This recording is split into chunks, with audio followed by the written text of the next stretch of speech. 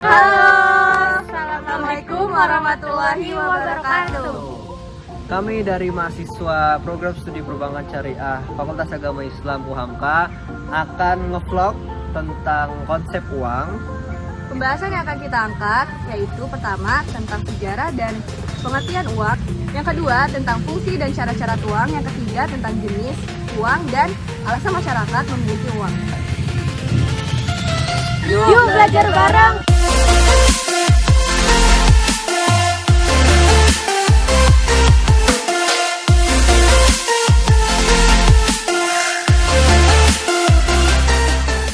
Sebelum kita membahas lebih dalam tentang uang, alangkah baiknya kita harus tahu dulu nih, apa sih pengertian dari uang itu.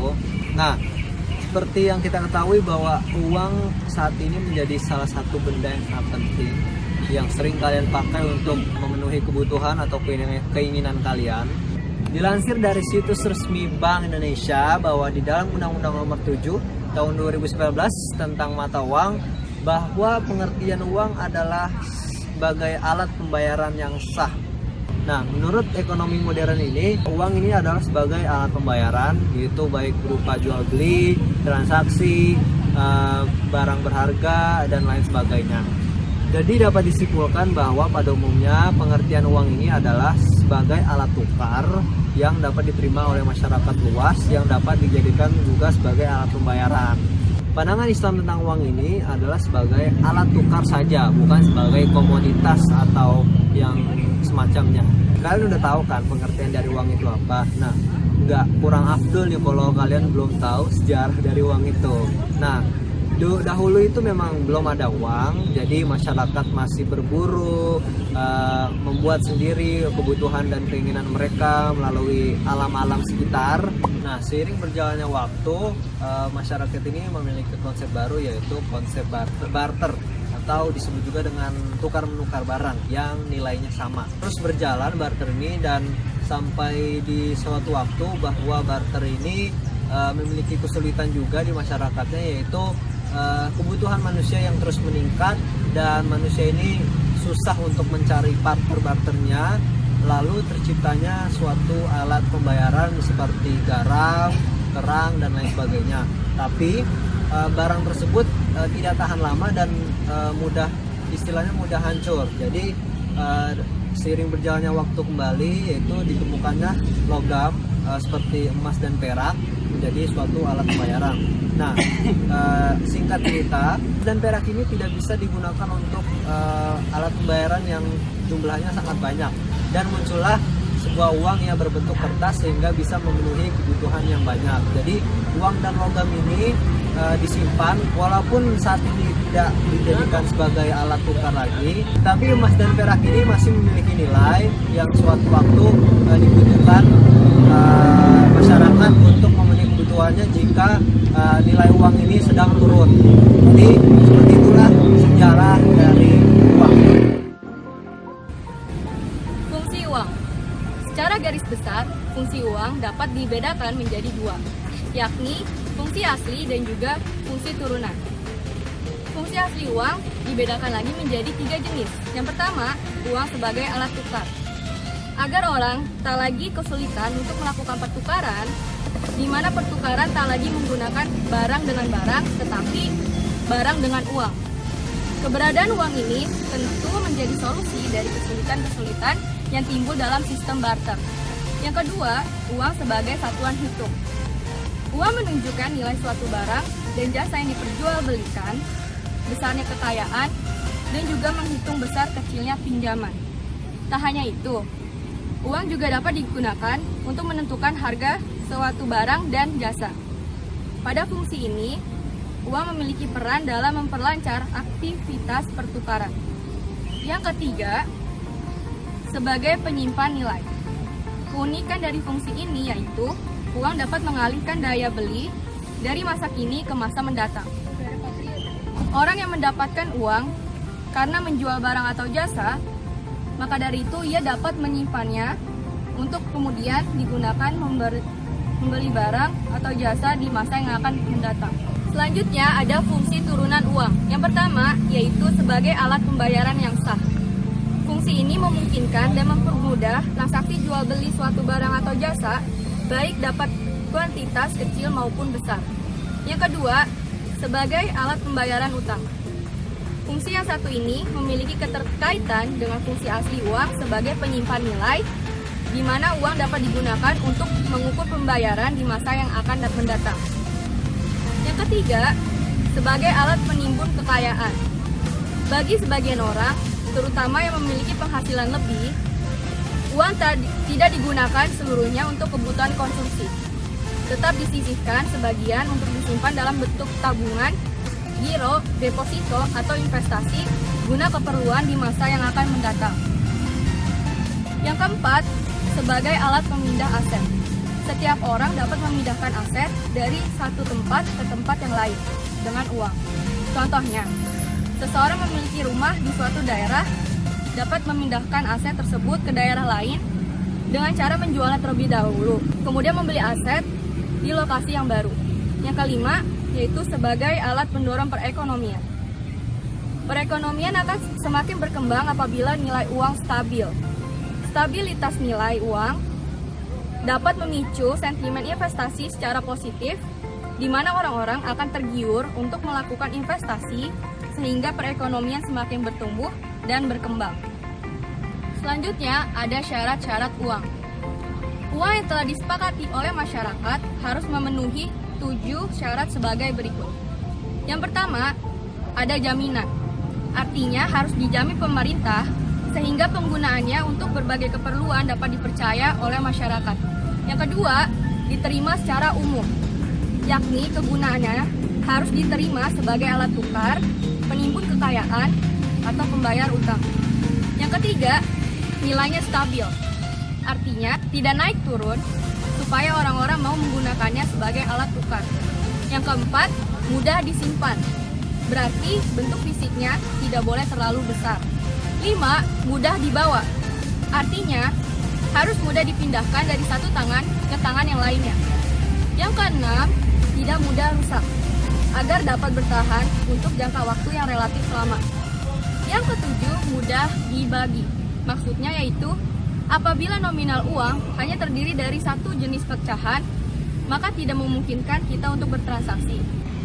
Nah, selanjutnya kita akan membahas mengenai jenis-jenis uang dan alasan masyarakat memegang uang. Yang pertama, jenis uang. Pada hakikatnya jenis uang ini terbagi menjadi 5. Yang pertama, berdasarkan bahan ataupun material. Yang kedua, berdasarkan nilainya. Yang ketiga, berdasarkan lembaga atau badan pembuatnya. Yang keempat, berdasarkan kawasan ataupun daerah. Yang kelima, berdasarkan tingkat likuiditasnya. Yang pertama, berdasarkan bahan ataupun material terbagi menjadi 3, yaitu uang logam yang terdiri dari uang emas, perak, dan perunggu. Yang kedua, uang kertas yang terdiri dari uang kartal ataupun currencies. Dan yang ketiga, uang giro ataupun deposit money. Yang kedua, berdasarkan nilainya. Ada uang yang bernilai penuh ataupun full bodied money. Ada uang yang nilai terkandungnya atau intrinsic sama dengan nilai nominalnya. Yang ketiga, uang yang tidak bernilai penuh ataupun representatif full bodied money. Dan yang terakhir ada token money, uang yang bertanda. Yang pertama, uang yang bernilai penuh atau full bodied money adalah nilai yang tertera di atas uang tersebut sama nilainya dengan bahan yang digunakan. Dengan kata lain, nilai nominal ataupun intrinsic, jika uang tersebut terbuat dari emas, maka nilai uang itu sama dengan nilai emas yang dikandungnya. Yang kedua, uang yang nilai terkandungnya atau intrinsic sama dengan nilai nominalnya. Yang ketiga, uang yang tidak bernilai penuh atau representatif full bodied money. Uang ini terbuat dari kertas. Dengan demikian, nilainya sebagai barang tidak ada ataupun nol. Uang jenis ini hanya mewakili atau represent dari sejumlah barang atau logam, di mana nilai logam sama sebagai barang dengan nilainya sebagai uang. Misalnya, surat emas ataupun gold certificate yang diterbitkan di Amerika Serikat pada tahun 1933 lalu. Dan ada token money, uang yang bertanda, artinya uang yang nilai intrinsiknya lebih kecil daripada nilai nominalnya. Yang ketiga, ada berdasarkan lembaga ataupun badan pembuatnya. Ada uang kartal ataupun uang giral. Uang kartal ini adalah uang yang terdiri dari uang kertas dan uang logam. Nah, uang kartal ini adalah uang yang sebagaimana sehari-hari kita gunakan dalam masyarakat dan digunakan sebagai alat pembayaran yang sah. Kemudian ada uang giral, adalah uang yang dibuat dan diedarkan oleh bank-bank umum dalam bentuk demand deposit untuk memudahkan transaksi. Uang giral ini disebut juga dengan demand deposit, artinya saldo rekening koran yang ada di bank dan sewaktu-waktu dapat digunakan. Uang giral merupakan uang yang sah secara ekonomi tapi tidak di mata hukum, artinya hanya berlaku pada kalangan tertentu saja, sehingga orang yang menolak pembayaran dengan uang giral tidak dapat dituntut. Untuk mengambil uang giral dapat digunakan cek ataupun giro. Kemudian yang keempat, berdasarkan kawasan atau daerahnya terbagi menjadi dua. Ada uang yang berdasarkan domestik dan uang internasional.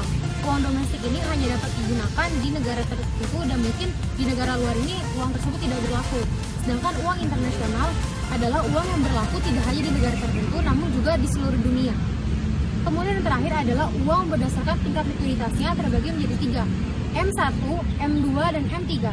M1 ini adalah uang kertas dan logam ditambah simpanan dalam bentuk rekening koran atau demand deposit.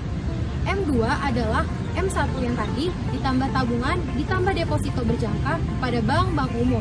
Dan yang terakhir adalah M3. M3 adalah M2 ditambah tabungan ditambah deposito berjangka pada lembaga-lembaga tabungan non-bank. Kemudian alasan masyarakat memegang uang.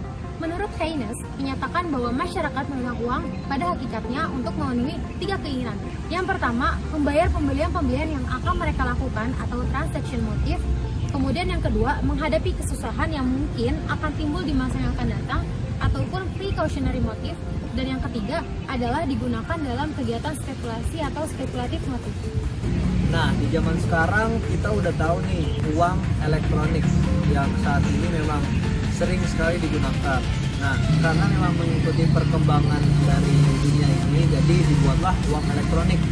Sudah banyak sih yang beredar seperti contoh kecilnya seperti kartu ATM, debit atau kredit. Lalu ada pembayaran via aplikasi-aplikasi yang sudah banyak sekali diketahui oleh masyarakat.